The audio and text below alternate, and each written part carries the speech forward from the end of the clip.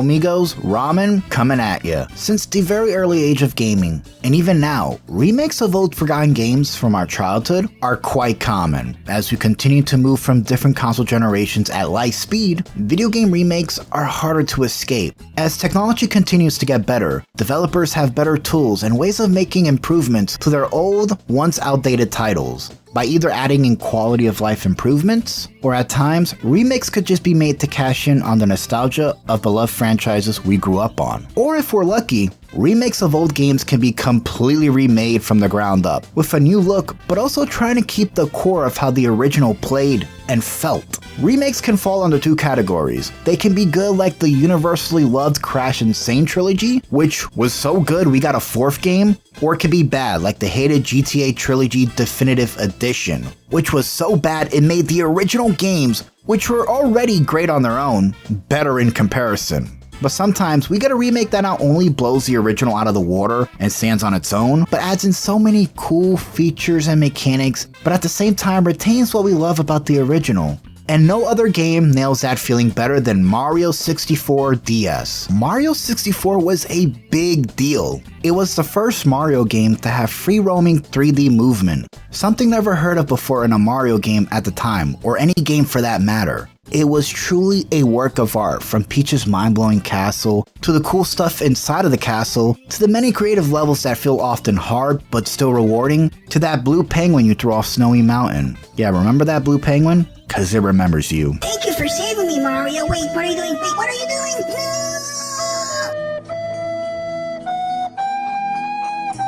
This game truly had it all, and it was a revolution for Nintendo. Much like Nintendo's best-selling console, the DS. It was a handheld with two screens that had some serious power and looked fun to hold. It was truly a portable pick-up-and-play-anywhere handheld with some amazing features, and it had a huge library of games. But the first game that truly showed the capabilities of the DS was Mario 64 DS. It was meant to get people to buy the console, and it succeeded in that. The game itself felt the same as its console counterpart, but there were changes this remake made that made it on par, but slightly better than the original. It pushed the limit of what a good remake could be, especially on a system that was a portable. In this video, we'll be exploring what made Mario 64 DS a great remake, while also discussing if this game still holds up after so many years. So, ready your flying hat and grab your power stars, and let's dive in to Mario 64 DS, a remake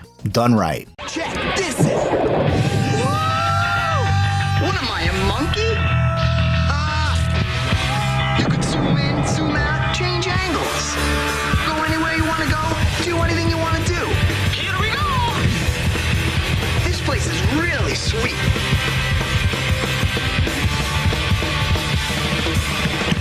Whoa, I'm out of here. Change the system.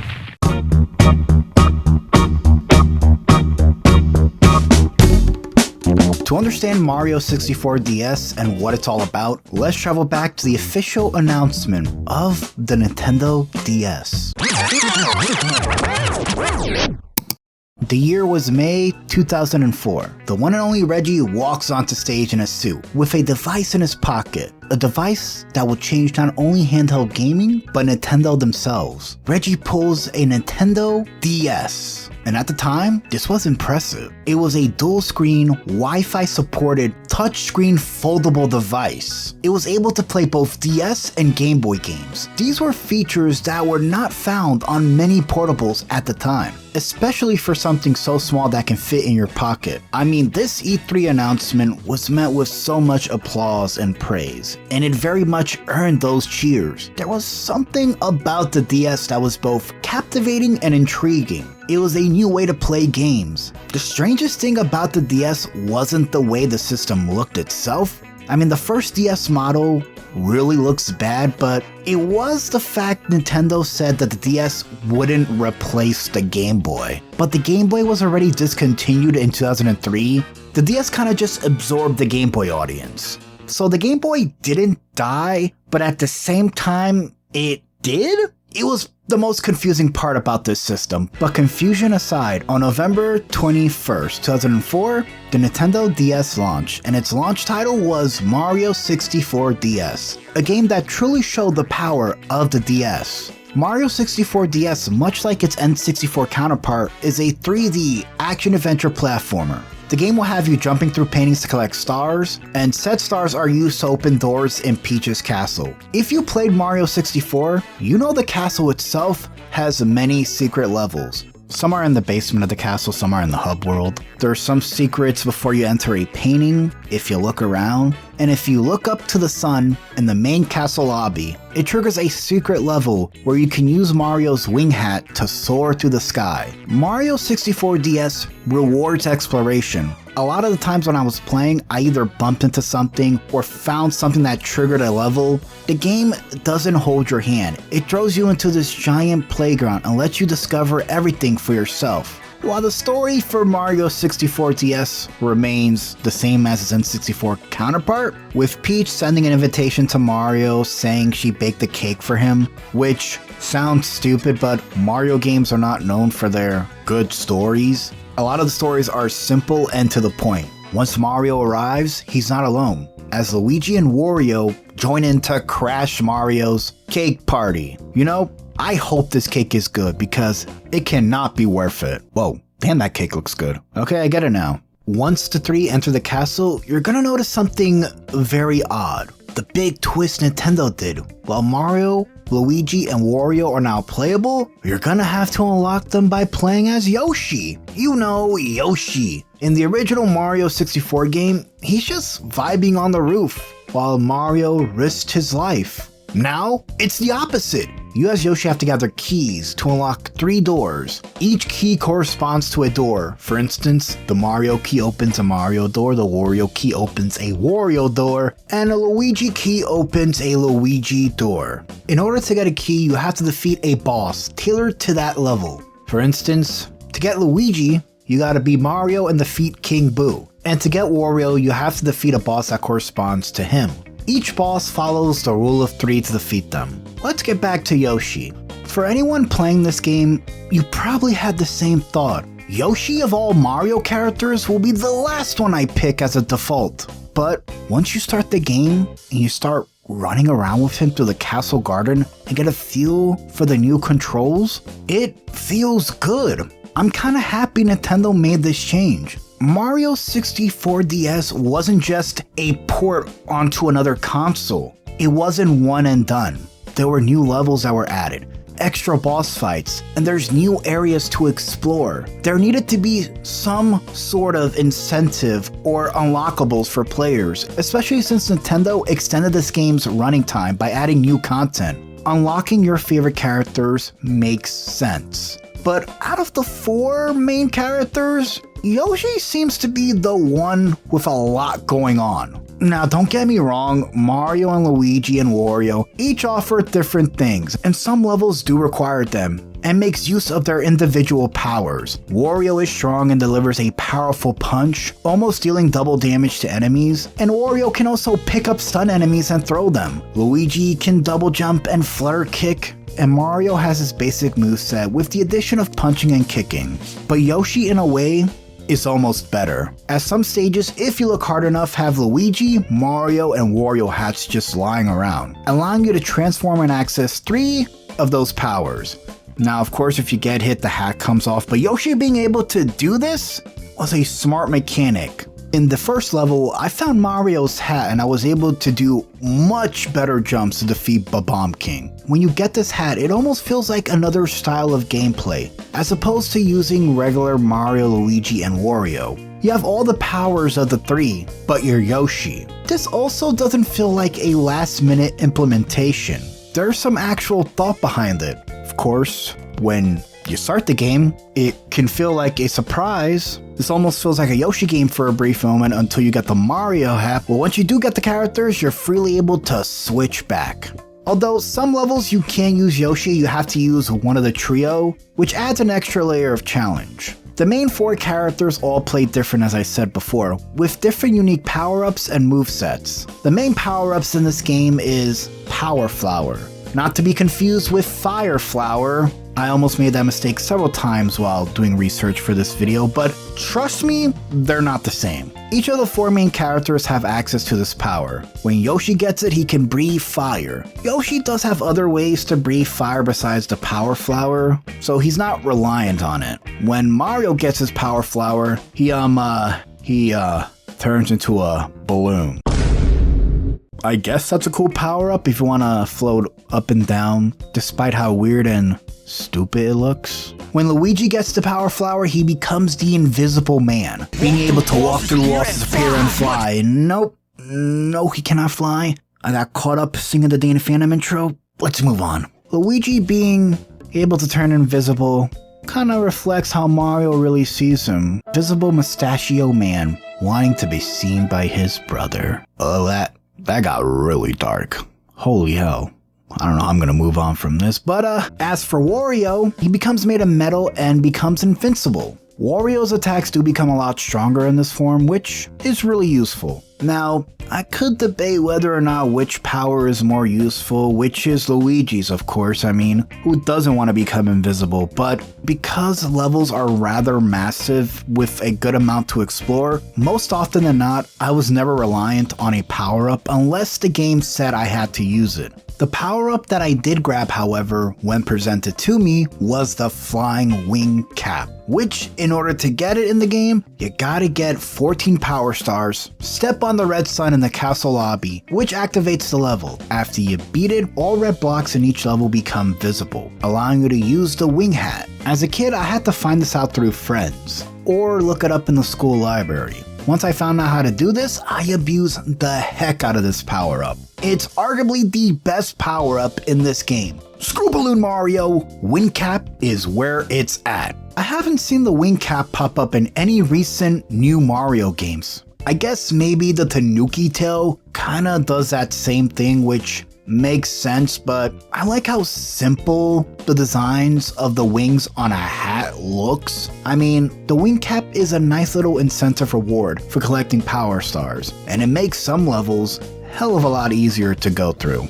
When it comes to Power Stars in Mario 64 DS, because of the extra levels and boss fights, this game has a total of 150 Power Stars, compared to the N64 game, which had a total of 120 Power Stars. Some stars you will find will be in secret areas, and some you'll have to get from bunnies running around the castle, or running inside the castle, or running under the castle grounds, or in the freaking castle garden. Heck, you'll be lucky to find a Power Star in the castle toilet. I remember I found a Power Star on the roof of the castle, and I wasn't even looking for a Power Star. I just wanted to know what the castle roof looks like. This game has so many things to uncover on your search for Power Stars. You can get lost in this game.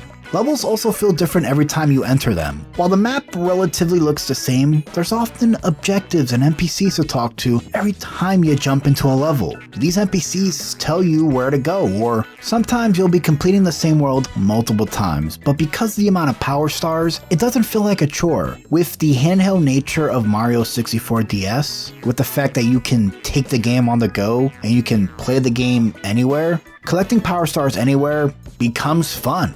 Power Stars are not a pointless gimmick, they're important to this game. They unlock everything from levels to mini games. They're a vital part of this game.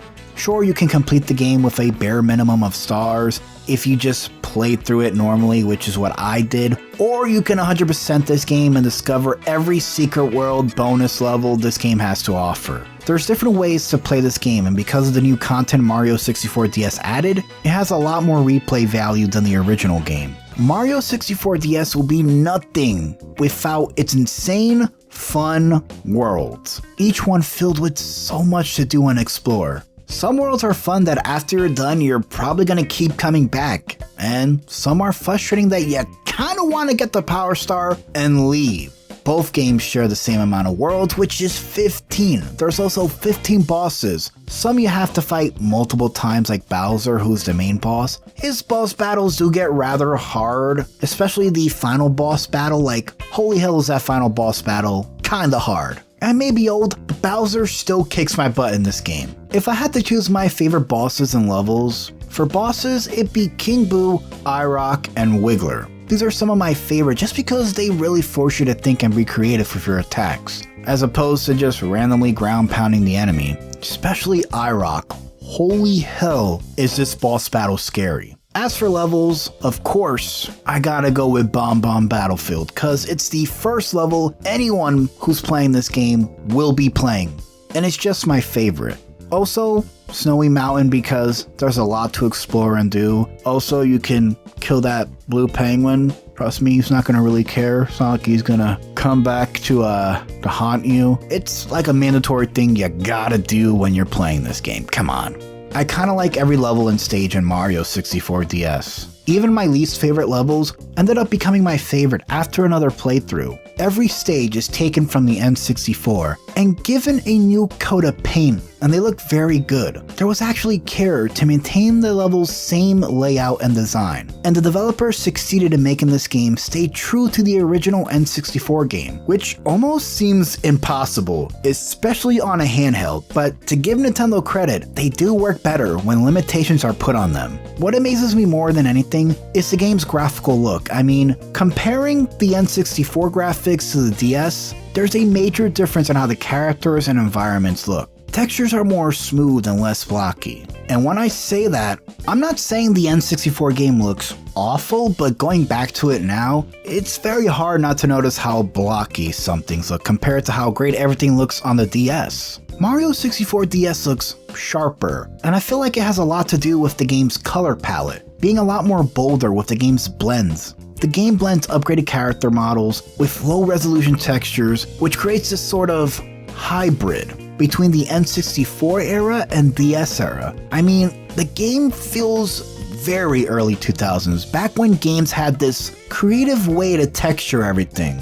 Now, this game doesn't look as good compared to a modern Mario title, but when the DS launched and this was the game it came out with, you can tell the game was pushing the console to its very limit. Like, I can feel the game was using the DS's full resources. Playing Mario 64 on a N64 controller as a kid, it can be rather uncomfortable. I think it's the overall design that doesn't feel like it was made for precision jumps, which all Mario games tend to have, especially this game.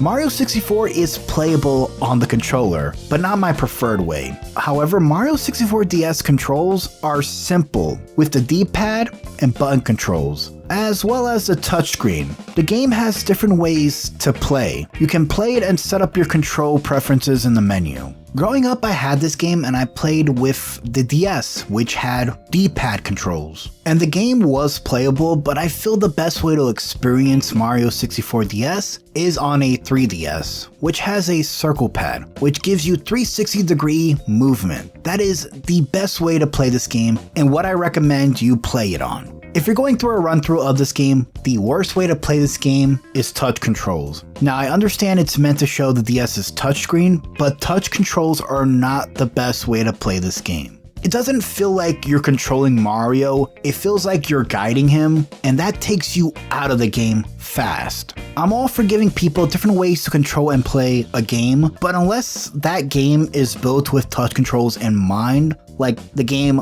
Pokemon Rangers, where the touch controls are important to that game, then you shouldn't use them, especially for games like this. When you play Mario 64 DS, you want to feel like every action has weight. And the best way to do that is either D-pad if you're playing on a DS, or circle pad for that full range of movement. The choice is really up to you, the player, but my playthrough was on a 3DS and I beat the whole game using it. I did try touch controls for a few levels, but it felt very unnatural and I was dying a lot that I switched the controls layout back to buttons. I appreciate Nintendo adding different styles of play, but touch controls in this game feel like an afterthought and doesn't really feel like it's fleshed out enough to use for a long period of time. Because Mario 64 DS was a launch title, Nintendo wanted something to show all the new features the DS had to offer. Mario 64 DS has 2 new modes that not only make use of those features, but gives this game tons of replay value. These modes are Rec Room and Versus Mode. For those fans of minigames, Rec Room made use of the DS touchscreen. A lot of its games were fun and oddly addicting, Some of my favorites were Picture Poker, which is pretty much poker but without the stress of using real money. I also loved Mario Slot, which was a slot machine minigame. I wouldn't be surprised if some people got addicted to gambling through some of these minigames, because some of these Luigi minigames do feel like real games at a casino. While I'm not much of a fan of these kind of games, they do offer a lot if you're really craving some risk and reward without wasting real money. Some of my other favorite games were Wanted, which I played for almost an hour. This minigame, you pretty much have to find a character's face lost in a sea of faces, and the game gets progressively harder the more you play. It's pretty challenging. This game is a hidden gem of a minigame, and I wish Nintendo would release this game as a separate game. Games like Trampoline Time and Snowball Solemn make use of the DS touchscreen really well. It showcased the possibilities this new touchscreen would work on other DS titles. Rec Room has so many minigames to play that even when you're done with the base game, it keeps you coming back. Nintendo really put some thought and care into each and every minigame, and it showcases the touchscreen really well. Rec Room is a game changer for newcomers playing the DS for the first time. Nintendo were really thinking outside of the box when it came to Rec Room, and it's a mode everyone should play while playing Mario 64 DS. If you were a kid like me in school, you know the mode everyone was playing was the Versus mode. How I would describe Versus mode is a free-for-all battle to the death. Okay, not really. Pretty much if one person had the game and the others didn't, they can use DS Download Play to connect to the host. Only 4 people can play the Versus mode. There are 4 stages each, and each one is big enough for battle. In Versus mode, each player plays as a different color Yoshi. You have access to the Mario, Wario, and Luigi hat as power-ups, as well as other power-ups like the wing hat. The game is pretty much whoever has the most stars wins. To me, playing this game mode in school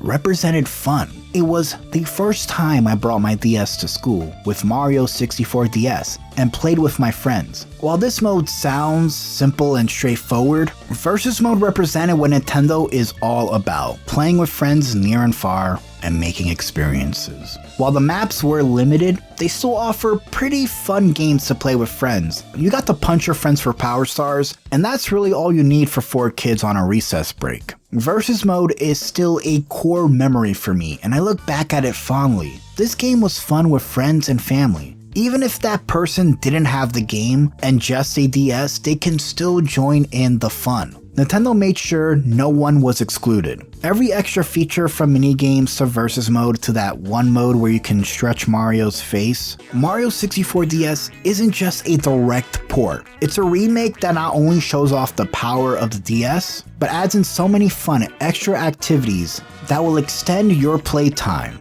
It's a game that has a huge replayability factor, and for being Nintendo's first launch title on the DS, it's important. A remake should add and improve things, while also staying true to the original that came before. When the DS launched, it not only changed handheld gaming forever, but Nintendo. And I feel Mario 64 DS was that game to show what the DS can really do. This wasn't a system that was good because it was small. It was a system responsible for hours of fun and play.